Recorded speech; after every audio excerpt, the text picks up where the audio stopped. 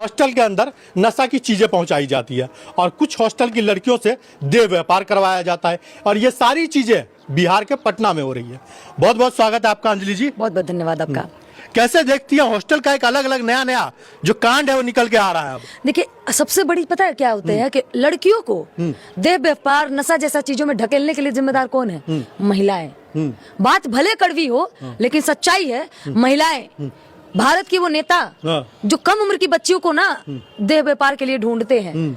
बहुत सी महिलाएं ऐसी हैं जो किसी न किसी पार्टी से जुड़ी हुई हैं। हम किसी पर्टिकुलर पार्टी का नाम नहीं ले रहे हैं, बहुत से पार्टियों से जुड़ी हुई हैं और यही महिलाएं बड़े बड़े पार्टियों के नेताओं तक हॉस्टल की छोटी छोटी बच्चियों को भरमा कर, नशा देकर, उनको गलत लत में ले जाकर उनको पहुंचाती हैं। देखिए, आज की डेट में क्या होता है, पहले थोड़ा सा नशा दिया जाता है, फिर ज्यादा नशा दिया जाता है। अभी जिस तरीके से लगातार खबरें आ रही है, एक हॉस्टल में एक बच्ची का मौत होता है, कहा जाता है कि उसके मतलब पीरियड चल रहे थे, उस दौरान उसके साथ किए गए, उसकी वजह से 12-13 जगह उसको बहुत गहरी चोटें लगी, लड़की डिप्रेशन में चली गई, इलाज के दौरान उसकी मौत हो गई। डॉक्टर कहता है हम मिलने नहीं देंगे, मतलब डॉक्टर अपने उसके बच्ची के माँ बाप को उससे मिलने नहीं देता है। डॉक्टर शामिल है, पुलिस प्रशासन शामिल है। पुलिस को क्या होता है, बड़े बड़े हॉस्टलों से हफ्ता मिलती है ताकि उन पर कार्रवाई ना हो, ताकि उन पर केस ना हो। तो पुलिस मिली हुई है, नेता मिले हुए हैं, वहाँ के जितने भी डॉक्टर हॉस्पिटल होते हैं वो मिले हुए हैं, जितने भी स्मगलर हैं जो गांजा ड्रग्स ये सारी चीजें सप्लाई करते हैं, वो सारे लोग एक दूसरे से मिले होते हैं। हब होता है, उसमें किसको शिकार बनाया जाता है? वो बच्चियां जो किसी गांव से, किसी जगह से उठ के आती हैं, हॉस्टल में हम पढ़ लिख कर कुछ बनेंगे। ये जो नीट की लड़की थी, कितनी मासूम थी, आपने शक्ल देखी होगी, इसकी आंखों में वो सपने दिखते थे। फेस देख के पता चल रहा है कि ये उनमें से नहीं है कि जो हॉस्टल में आके बॉयफ्रेंड के साथ घूम रही होंगी। ये लड़की उस टाइप की थी जो पढ़ना चाहती थी, जिसके साथ गलत तो हुआ, वो रोते रोते डिप्रेशन में उसकी जान चली गई। जिम्मेदार कौन? हॉस्टल वाले, पुलिस प्रशासन। हॉस्टल वाला इतना अमीर, पुलिस को खरीद लेता है, पोस्टमार्टम रिपोर्ट बदलवा देता है, डॉक्टर को खरीद लेता है। सचने वाली बात है। अभी जो सुनने में आ रहा है कि हॉस्टल में नशा सप्लाई किया जाता है और दैनिक भास्कर ने एक स्टिंग किया है, उसमें 2-3 महिलाओं को भी दिखाया गया है। मैंने आपको एक लाइन में बोला ना कि बच्चियों से देह व्यापार कराने में सबसे पहला अगर किसी का हाथ होगा तो महिलाओं का होगा। वो महिला जिसको कहा जाता है कि महिला देवी होती है, महिला किसी की इज्जत बचाने के लिए अपनी जान दे देती है, लेकिन अब वही कुछ महिलाएं कुछ पैसों के लिए छोटी छोटी बच्चियों की इज्जत आबरू बेचना शुरू कर दी है।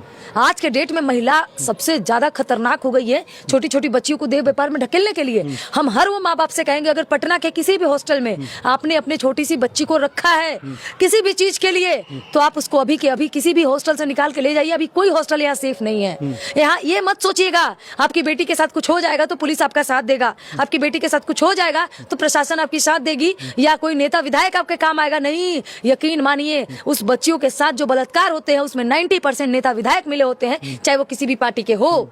हम सीधा कहते हैं कि बच्चियों को लेकर चले जाए, फिर भी पढ़ाना है तो माता पिता खुद अपनी बेटी को लेकर उस जगह पे आए, रेंट पे रहें, पढ़ाई लिखाए, कुछ बनाए और चले जाए, लेकिन अकेले बेटी को हॉस्टल ना भेजे। क्योंकि हॉस्टल में आप अपनी बेटी को बोलो तुम रेंट लेके रह लो, डेरा पे पढ़ लो, लेकिन किसी हॉस्टल में नहीं रहो।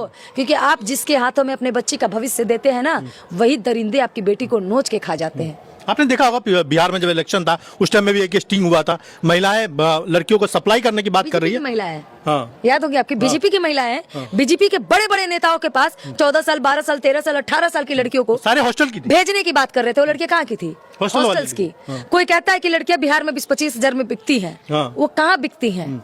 खरीदता कौन है? बीजेपी के नेता। नहीं कहना चाहिए, पार्टी के नाम नहीं लेना चाहते हैं, लेकिन आपकी बीजेपी के नेता, महिला नेता ही बच्चियों को बेचने की बात कर रही थी। अब क्या कह रहे हैं? सम्राट चौधरी चुप है। सम्राट चौधरी को कोई लड़का आके गाली देता है कि हम तुमसे डरते नहीं है, जो करना है कर लो। सम्राट चौधरी 24 घंटा में वो लड़का को उठा लेता है, ठीक। लेकिन अगर किसी बच्ची के साथ बलात्कार हो जाता है तो सम्राट चौधरी की आंखें पे पट्टी बन जाती है, अंधरा बहिरा गूंगा सब हो जाता है। ये इसके बुलडोजर में एक लखवा मार देता है। जाहिर सी बात है, अगर ये गुंडा मवाली को कुछ बोल दीजिएगा तो आपको उठा के ले जाएगा। तो आपको भी उठा लेंगे, आपने गुंडा मवाली बोले है तो है। अगर वो गुंडा मवाली नहीं है तो किसी बेटी के साथ इतना बड़ा हादसा हो गया, हॉस्टल मिला हुआ है, डॉक्टर मिला हुआ है, पुलिस मिला हुआ है, सम्राट चौधरी अभी तक चुप क्यों है? ये सब बोला उन्होंने कुछ? ये सब जो समस्या है, ये सब जो घटना है, बिहार में क्यों होती है और पटना में क्यों होती है? क्योंकि यहाँ पे नेता अनपढ़ है, क्योंकि यहाँ पे विधायक जाहिल है, क्योंकि यहाँ पे सांसद किसी के तलवे चाटने वाले 2 कौड़ी के दलाल हैं। यहाँ पे नेता, यहाँ के बड़े बड़े जो इंडस्ट्री वाले होते हैं, बड़े बड़े पैसे वाले होते हैं, वो अपने पॉकेट में प्रशासन, पैसा और नेता तीनों को लेके चलते हैं, उनका कोई कुछ बिगाड़ नहीं सकता है। इनका मनोबल बढ़ाया है यहाँ की इस गवर्नमेंट ने, नीतीश सरकार ने। सम्राट चौधरी ने गुंडा होते हुए भी सम्राट चौधरी ने कई गुंडों को श्रेय दिया है। सम्राट चौधरी अगर इतना ही अच्छा है तो क्यों नहीं एक एक दरिंदे को सजा देता है वो चुनकर। आए दिन अब बिहार में देखिएगा एक बलात्कार हो जाता है। आपको मैं रिपोर्ट दिखा दूंगी कि 10 दिन के अंदर लगभग 10 लड़कियों के साथ बिहार में बलात्कार हुए होंगे। 10 रेपिस्ट पकड़े गए नहीं। वो 10 बच्चियों के साथ जो बलात्कार किए वो दरिंदे पकड़े गए नहीं। बुलडोजर कहाँ चला? दलितों के घरों पे। बुलडोजर उन बलात्कारियों के घर क्यों नहीं चलता? जिस तरह 24 घंटे के अंदर सम्राट चौधरी अपने को गाली देने वाले व्यक्ति को ढूंढ लेते हैं, तो 24 घंटे के अंदर सम्राट चौधरी हर एक बलात्कारी को क्यों नहीं ढूंढ लेते? उस दिन हम लोग सैल्यूट करेंगे सम्राट चौधरी को, उस दिन अच्छा व्यक्ति मानेंगे। आपने नीतीश कुमार की बात की है, एक सिवान की वीडियो नीतीश कुमार की वायरल हो रही है। बोल रहा है महिलाएं कहाँ जा रही हो, रुको रुको, हमने तुम्हारे लिए क्या क्या काम किया वो तो सुनती जाओ। और यहाँ दूसरी तरफ लड़कियों का बलात्कार हो रहा है, हॉस्टल में नशा पहुंचाया जा रहा है, उसका मर्डर हो रहा है। नो डाउट नीतीश कुमार जी ने एक बार शुरू में बहुत अच्छा काम किया है, लेकिन जब से वो भाजपा के गोदी में जाके बैठे हैं, जब से वो भाजपा का दामन पकड़े हैं और उनके पल्लू में छुप गए हैं, तब से नीतीश कुमार एक रूप से कमजोर हो चुके हैं। क्यों? क्योंकि नीतीश कुमार भाजपा में जाते ही उनको बलात्कार नहीं दिखते, उनको क्राइम नहीं दिखते, उनको अपराधी नहीं दिखते। वो बिहार को साफ छवि वाले समझते हैं, लेकिन बिहार में हो रहे अपराधों को वो नजरअंदाज कर देते हैं। क्यों? क्योंकि मानसिक रूप से वो कमजोर हो चुके हैं। आपसे आखिरी सवाल लूंगा, जो हॉस्टल में लड़कियां अभी भी पढ़ रही है पटना के, उसको क्या सलाह दीजिए? देखिए, मैं उन हर लड़कियों को यही कहूंगी कि बाबू अपने घर चले जाओ। बिहार का हॉस्टल आपके लिए सेफ नहीं है, क्योंकि वो हॉस्टल नहीं है, वो एक कोठा है जिसमें पढ़ाई के नाम पे, आपके सुरक्षा के नाम पे आपके साथ धंधा किया जाएगा। और पुलिस प्रशासन से आप अपनी रक्षा की मांग मत करना, या नेताओं के पास अपनी रक्षा के लिए मत जाना। यहाँ कोई किसी का नहीं है, यहाँ सब मिले हुए हैं। तुम्हारी रक्षा अगर कोई कर सकता है तो सिर्फ तुम्हारे माँ बाप हैं, या तुम खुद हो, कोई और नहीं। उससे अच्छा है कि अपने माँ बाप के साथ रहो, वहां से रह के पढ़ो, या अपने माँ बाप को पटना ले आओ, या कहीं भी पढ़ना है तो माँ बाप को साथ लेकर जाओ, रेंट पे रहो, वहां पढ़ाई करो।